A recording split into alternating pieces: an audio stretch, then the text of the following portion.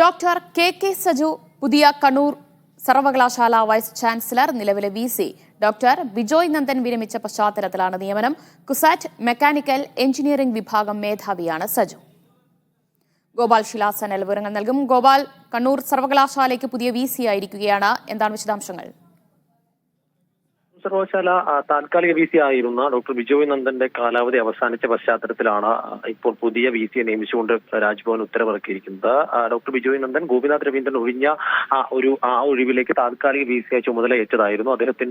അദ്ദേഹം വിരമിക്കുന്ന ദിവസം, സർവീസിൽ നിന്ന് വിരമിക്കുന്ന ദിവസമായിരുന്നു എന്ന്. മറ്റ് ശ്രീനാരായണ ഓപ്പൺ സർവകലാശാലയിലെ VCക്ക് കാലാവധി നീട്ടി നൽകിയതുപോലെ ബിജോയ് നന്ദനും കാലാവധി നീട്ടി നൽകാനുള്ള സാധ്യതയുണ്ട് എന്ന തരത്തിലേക്കുള്ള വാർത്തകൾ വന്നിരുന്നുവെങ്കിൽ പോലും എന്നാൽ അത്തരത്തിൽ ഒന്ന് ഉണ്ടായില്ല. പകരം കുസാറ്റിലെ മെക്കാനിക്കൽ എഞ്ചിനീയറിംഗ് വിഭാഗം മേധാവിയായ ഡോക്ടർ കെ സജുവിനാണ് ഇപ്പോൾ ചുമതല നൽകിയിരിക്കുന്നത്. ഇത് സംബന്ധിച്ച ഉത്തരവ് കെ സജുവിനും ഉന്നത വിദ്യാഭ്യാസ വകുപ്പിനും കൈമാറിയിട്ടുണ്ട്.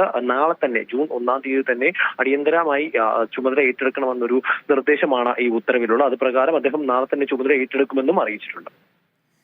കുസാറ്റ് മെക്കാനിക്കൽ വിഭാഗം മേധാവി കെ സജുവാണ് പുതിയ കണ്ണൂർ സർവകലാശാല വൈസ് ചാൻസലർ. വിവരങ്ങളാണ് ഗോപാൽ ശിലാസനൽ നൽകിയത്. എണ്ണിപ്പറയും ഓരോ വോട്ടും. June 4 media 1-നൊപ്പം.